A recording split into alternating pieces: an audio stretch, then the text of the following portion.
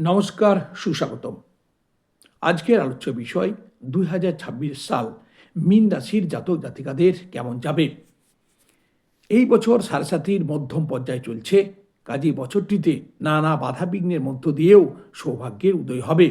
মামলা মোকদ্দমা নিষ্পত্তি লাভ হবে, সামাজিক কাজে সুনাম বৃদ্ধি পাবে, পৈতৃক সম্পত্তি লাভের সম্ভাবনা, সন্তানের কৃতিত্বে গৌরব বোধ করবেন, নতুন ভূমি বা গৃহ ক্রয়ের সম্ভাবনা প্রবল, কর্মক্ষেত্রে উন্নতির যোগ বর্তমান, মান সম্মান বৃদ্ধি পাবে, দীর্ঘ প্রতীক্ষার শুভ সমাপ্তি হতে পারে, চাকরি লাভের মাধ্যমে, কর্মের তাগিদে প্রচুর ভ্রমণও হতে পারে, পুরানো সম্পত্তিজনিত সমস্যার সমাধান হতে পারে, সম্পত্তি বিক্রয়ে লাভবান হতে পারেন, আবার নতুন সম্পত্তি ক্রয়ও করতে পারেন, অর্থপ্রাপ্তির যোগ রয়েছে এই বছর। শিক্ষাক্ষেত্র মোটের ওপর শুভ, অলসতা বিদ্যাক্ষেত্রে বাধা হতে পারে, গুরুস্থানীয় ব্যক্তির দ্বারা ভাগ্যের উন্নতি ঘটতে পারে, পরিবারের ঝামেলা অশান্তির মীমাংসা হবে, নতুন গৃহ ক্রয় করতে পারেন, গৃহ সংস্কারও হতে পারে।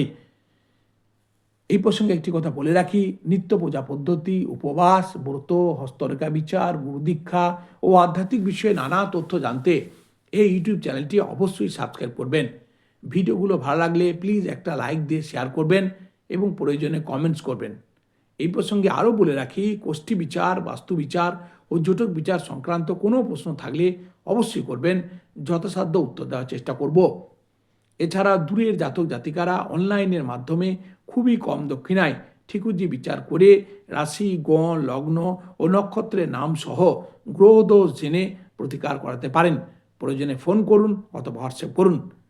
গ্রহদোষের অথবা বাস্তুদোষের কারণে মানুষের নানা সমস্যা হতে পারে, তাই আপনার দৈহিক, মানসিক, পারিবারিক অথবা শিক্ষা, চাকুরি ও বিবাহ সংক্রান্ত কোনো সমস্যা থাকলে জ্যোতিষের সাথে পরামর্শ করুন, প্রতিকার জেনে নিন। সবসময় রত্ন ধারণ করার প্রয়োজন হয় না, শুধুমাত্র মন্ত্র জপ করেই সমস্যা থেকে মুক্তি পাওয়া যায়। সকলেই ভালো থাকুন, সুস্থ থাকুন।